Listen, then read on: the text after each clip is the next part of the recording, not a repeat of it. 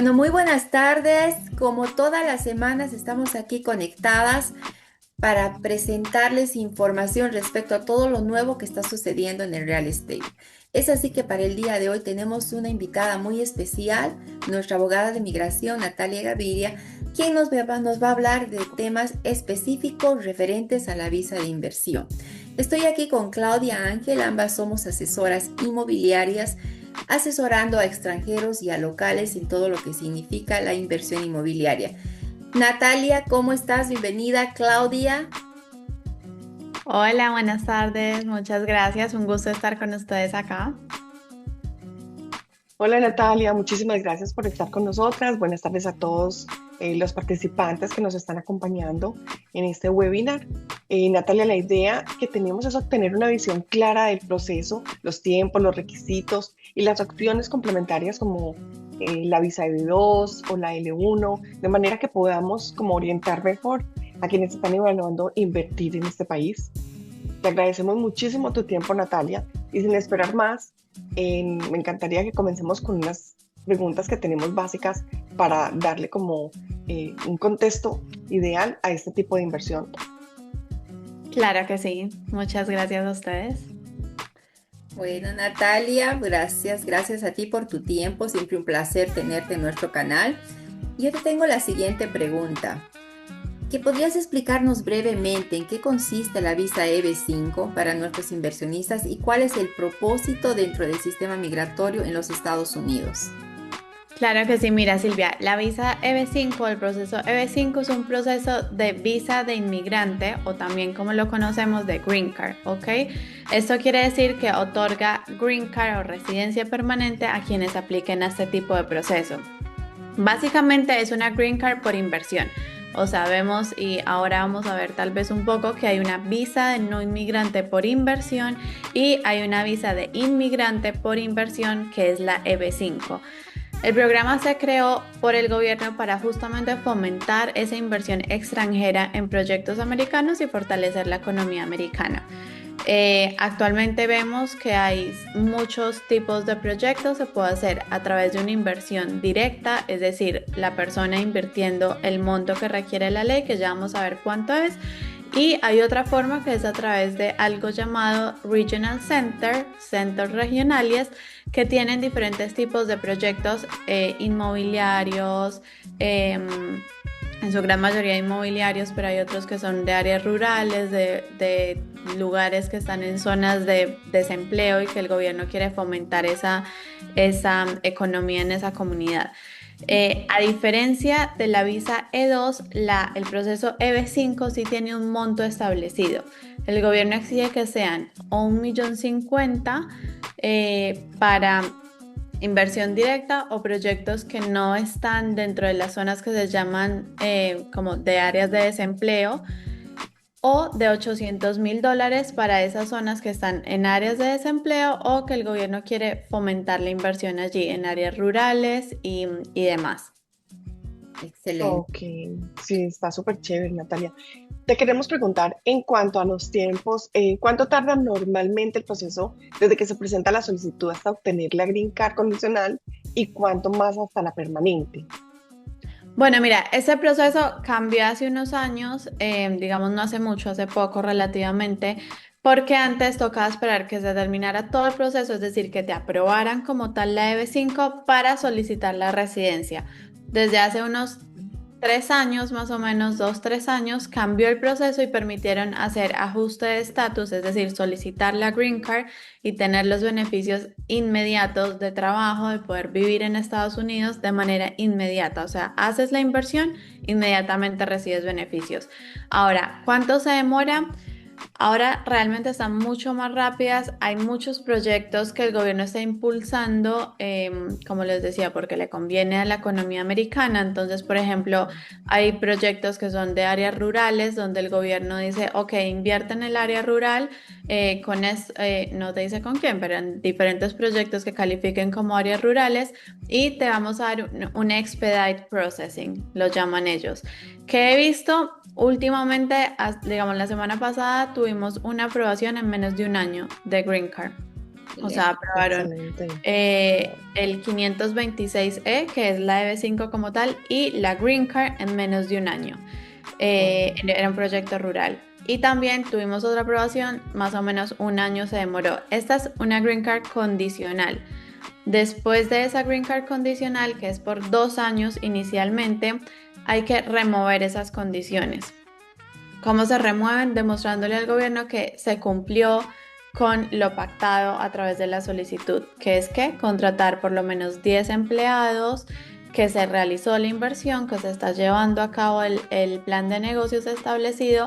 Esto si se hace en una inversión directa, obviamente tiene que ser muy bien estructurado. Y si se hace a través de Regional Center, el mismo centro regional facilita todos sus documentos porque son ellos quienes realmente se preocupan de emplear a las personas, de que la inversión efectivamente se esté dando de acuerdo al plan de negocios. Entonces es más o menos, a diferencia también de la E2, una inversión pasiva si se decide hacer por medio de un centro regional. Es decir, la persona presta su dinero, que algo también muy importante que es bueno aclarar ahora que salió la Gold Card. Está. La Gold Card es Oh, una wow. donación directamente, o sea, es regalar el dinero al gobierno americano a cambio de una Green Card. Ujú. La EB5 no es regalar el dinero, la EB5 es un préstamo del dinero a estos centros regionales, por ejemplo, o a través de una inversión directa, donde al cabo de unos años, dependiendo qué tan avanzado esté el proyecto, si se hace con centros regionales, al cabo de unos años te devuelven el dinero completo que diste y cada año pagan un interés. No es un interés muy alto, pero pagan un interés por el dinero mientras lo tengan.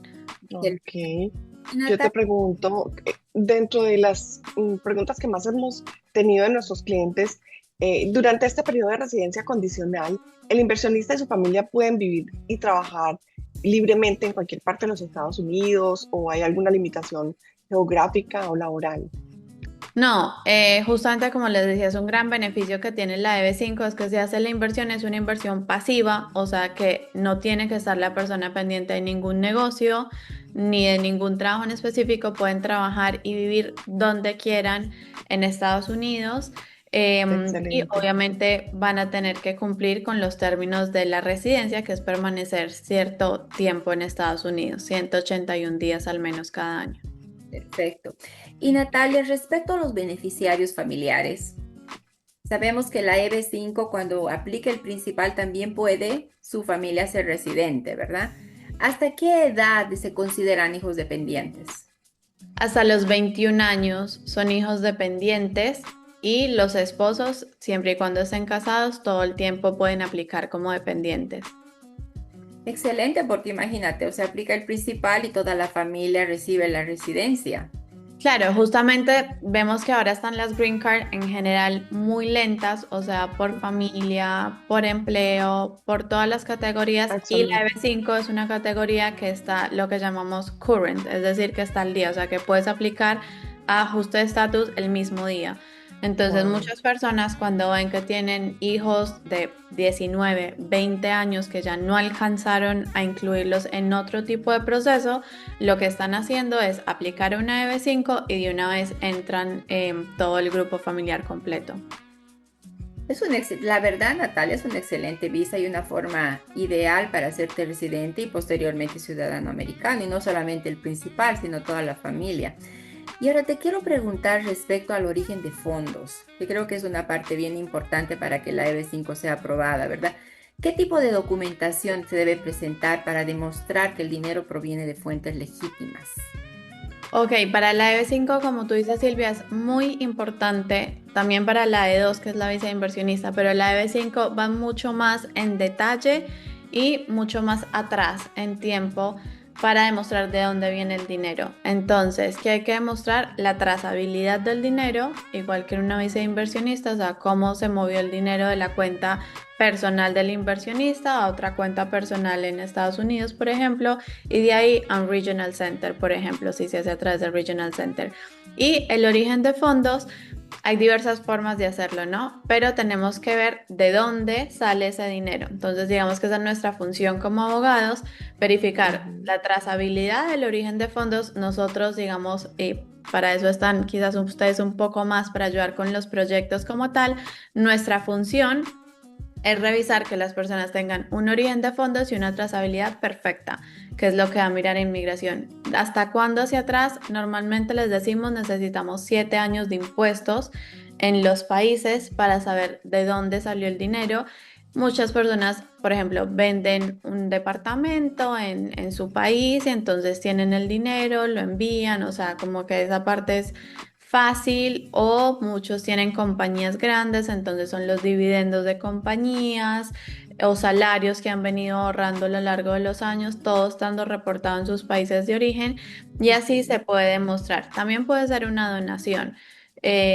Puede ser un regalo, puede ser un préstamo, todo eso puede ser, pero ahí lo que hay que tener en cuenta cuando es un préstamo o una donación, quiere decir que el dinero viene de otra persona como tal, van a investigarle y quiere ver inmigración de dónde esta otra persona sacó el dinero. Entonces tenemos muchos casos donde, por ejemplo, el papá le regala al hijo para que haga la inversión, ya es mayor de 21 años, se quedó por fuera, el papá quiere ayudarle con la green card, entonces le regala los $800,000 al hijo y vamos entonces a mirar el papá de dónde sacó el dinero para establecer el origen de fondos. Ay, qué interesante. Y Natalia, ¿tuviste algún caso, algún ejemplo que haya sido rechazada la EB5 por el tema de los fondos? Por la No, por política. suerte no. Nosotros somos bastante cuidadosos, de verdad, somos muy, muy cuidadosos con el origen de fondos, con la trazabilidad, porque como les digo, es nuestra labor. O sea, si no hacemos eso, tipo, si es un Regional Center te provee los empleados, del business plan, como de toda esa parte. Nuestra labor es esa. Y obviamente no queremos iniciar un proceso de B5, que las personas Exacto. inviertan su dinero y que luego salga todo mal. No es lo que esperamos nosotros y lo que nos gusta. Entonces sí somos muy estrictos con el origen de fondos y la trazabilidad. Me parece excelente esa parte, de verdad que sí. O sea, la trazabilidad que ustedes apoyan le da seguridad al cliente de poder venir a la fija. Eso es importantísimo. Natalia, nos gustaría también saber cuáles son los motivos más frecuentes por los cuales este tipo de visa EB5 podría ser rechazada o retrasada. O cómo, y bueno, también cómo puede ser evitado este tipo de riesgos. Bueno, la mayoría de las veces por eso, por el origen de fondos y la trazabilidad, no hacer un buen previo de dónde vamos a sacar el dinero, de dónde vamos a demostrar el dinero, de dónde viene, qué cuenta. Eso puede llevar a que luego el caso pueda ser negado fácilmente por trazabilidad, origen de fondos. Es, digamos, lo más común, una negación por esto. ¿Y cómo se puede evitar? Haciendo las cosas muy bien. A veces toma un poquito, un par de meses, como establecer toda esa cadena, reunir toda la documentación de los impuestos en el país extranjero, etcétera, etcétera. Pero nosotros siempre, como les digo, somos muy precavidos, por lo menos nosotros como estudio jurídico, muy precavidos de hacer las cosas bien y de que las personas vayan a tener un buen resultado. Bueno, eso es excelente. Además del programa EB5, ¿qué otras visas de inversión existen? ¿En qué situaciones recomendarías usar una de estas visas? Bueno, son distintas. A ver, hay otra visa de inversión que es la E2, que es una visa de no inmigrante de inversión. Es distinto, no inmigrante quiere decir que no da residencia, a diferencia de la EB5 que sí da residencia en Estados Unidos. Ahora, ¿cuál es la diferencia? Obviamente el monto es mucho menor. No hay de hecho un monto para las visas E2, sino que tiene que ser una ganancia sustancial. O sea, hay que tener una inversión y la ganancia debe ser sustancial. Más o menos cuánto, entre 150,000, $200,000 es lo mínimo que tenemos como medio promedio los abogados, pero también, y yo siempre les doy el ejemplo, hay negocios y hay personas que tienen un know-how de pronto en alguna cosa. Entonces, como tienen ese know-how, por ahí con una inversión un poco menor logran hacer una ganancia mucho mayor. Entonces, no es tanto el monto, sino es la ganancia. Hemos tenido clientes que invierten $80,000 y se sacan $1,000,000 al año versus otros que invierten en una franquicia que no conocen, que no saben nada y gastan $500,000 y les deja $2,000 al mes. Entonces es mucho dependiendo del tipo de negocio que se elija y de lo que las personas quieran y sepan hacer también.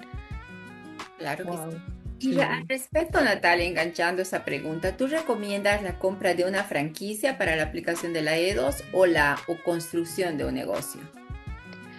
Es muy, depende. La respuesta realmente es depende, depende quién sea el inversionista, como te digo, si es alguien que viene del extranjero, que tiene un know-how, que sabe cómo funciona su negocio, que puede hacerlo crecer, bueno, créalo y te va a ir mucho mejor, te va a salir más barato crearlo Ujú. y te va a ir mucho mejor porque es lo que sabes hacer. Ahora, si es alguien que realmente no sabe nada de ningún negocio y necesita como ese soporte adicional de una franquicia o irse por un lado un poco más seguro, es mejor una franquicia. O sea, es muy depende lo que las personas quieran hacer. Hay franquicias muy buenas, hay negocios que se crean también de ceros muy buenos. Entonces, es muy depende lo que quieran las personas. Excelente.